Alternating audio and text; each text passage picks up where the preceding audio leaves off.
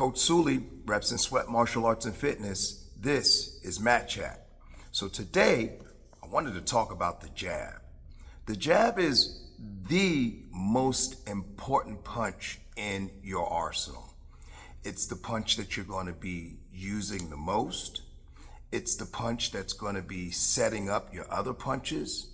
It's usually the first punch in most combinations. The jab is a very, very important punch. But I always tell my students that in order to get full benefit of the jab, you have to think of it as more than just a punch. You have to think outside of the realm of punch and what you think a punch should do in order to really utilize fully what the jab can offer for you. The jab is so much more than a punch. It facilitates your game. It can dictate how effective your game is. The jab by itself, single-handedly, can turn a fight, can turn a fighter into a great fighter. The jab is the most important punch. And I would also add that you can actually win a whole fight with the jab. That's how important that jab is. It's the game changer. And by focusing and really refining your jab, you can completely change your game. But you have to think about the jab as more than just a punch. You have to think outside the box when it comes to jab. So I made a little list of different uses of the jab and how it benefits your game. So the first thing on the list is it keeps you busy. A lot of times you're waiting for a good punch. You're waiting for an opening. Your opportunities might be few and far between. But the jab keeps you busy. And more importantly, it keeps your opponent busy. Because it's always something that they need to worry about. And the cool part about the jab is that it's the closest tool you have to your opponent. So it's always dangerous. And if we can keep it busy, we can always give our opponent something to think about. It's a range finder. Now, if you design your game around the jab, a lot of times you can gauge which punches you can reach your opponent with if you can touch them with the jab. I always tell people, especially with the jab cross, I always tell people that if you can touch them with the jab, you should be able to touch them with the cross. You know that if that jab is making contact with your opponent, so can anything else that you want to throw. You know that if you're unable to touch your opponent with the jab, then you're not in range. But it helps you find your range. It's perfect for setting things up. You can use the jab to create openings. You can use the jab to feint, to create more openings. You can use the jab to position your opponent in a certain space. The jab is the perfect tool to set up the rest of your game. You can use the jab to draw a reaction from your opponent.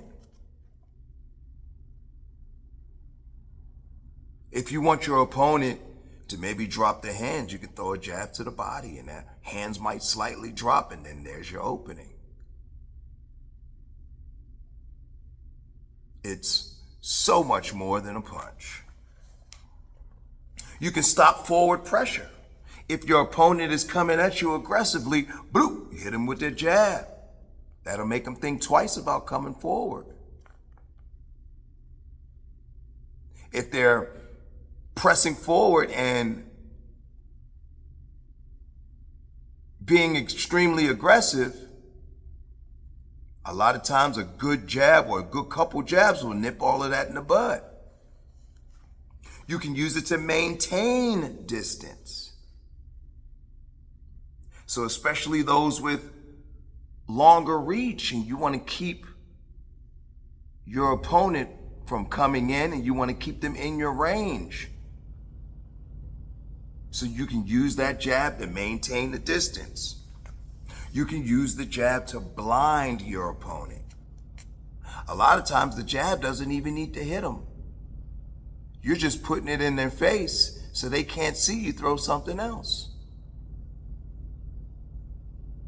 Again, you gotta think of the jab as more than just a punch. And just all around, statistically, most of your punches aren't going to hit anyway. And once you understand and accept that, then you're not using your jab with expectations to land a knockout punch. You can find other ways to use your jab. You can use your jab to break and split the guard. You can shake it up, throw it in the middle, open the guard up, open up their guard.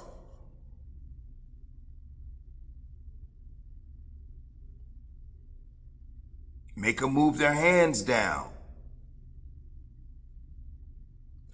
Use the jab to push their gloves out the way so you can land something else. You could use the jab to set up angles. A lot of times, especially when you're talking about the kicks, you want to land those kicks at a certain spot. And in order to land those kicks at that spot, you need to get the right angle. But you don't want to give away that you're looking to land that kick. So you hide it behind the jab. You can throw the jab and then change your angle and find the opening. But the jab can set up your angles.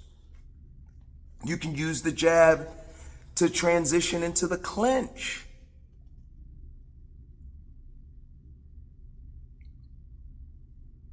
You can follow that jab and come right on in and get to the clinch. Throw some knees. If we're talking about MMA, you can tie them up. You can start to wrestle right behind the jab.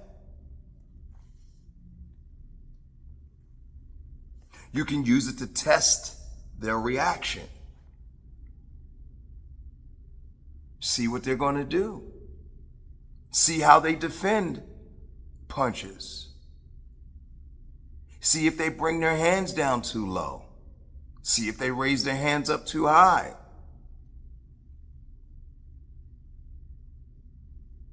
You can also use it, the jab is a great demoralizer. It can mentally deflate your opponent's confidence if you're constantly, and it doesn't take, again, we have to get rid of the expectation that every punch that we're going to be throwing is going to be a knockout punch. Just putting the jab in someone's face often, whether it's knocking their head off or not, is going to be demoralizing. It's going to break their confidence. It's going to throw off their rhythm. It's also going to frustrate them. Every time that jab is popping, they're thinking, how can I get around this jab? It's coming from all angles.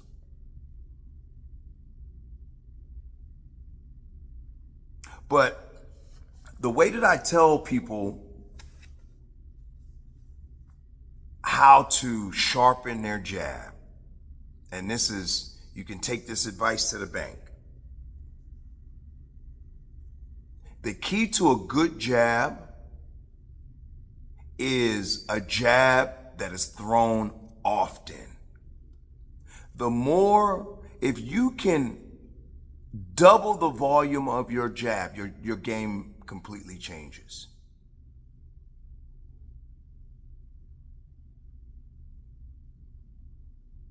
It completely changes. But how do you do that? You do that by not hitting so hard. Concentrate on volume, not power. Throw it out there lightly.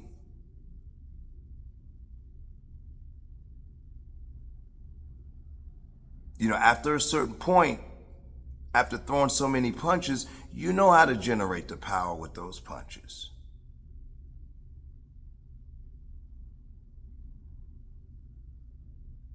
So with the jab, it's very important to condition that lead shoulder to be able to withstand you throwing that jab often. It's really simple. If you can get it out there a lot, and if you can get it out there quickly, changes everything. But again, you can make that adjustment quickly by simply throwing it light, by simply not throwing it so hard.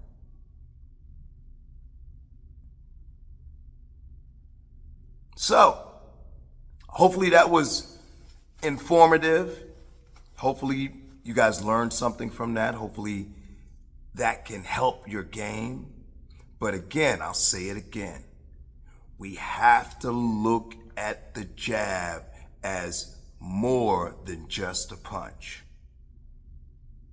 When we look at that jab as more than a punch, that's when the gates open.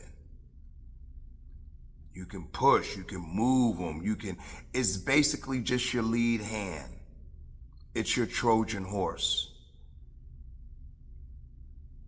And the more you can throw that jab, volume, volume, volume, the more volume you can get out of that jab, the better the rest of your game is going to be. All right, guys, gotta run. Coach Sully, Reps and Sweat Martial Arts and Fitness. This was Matt Chat.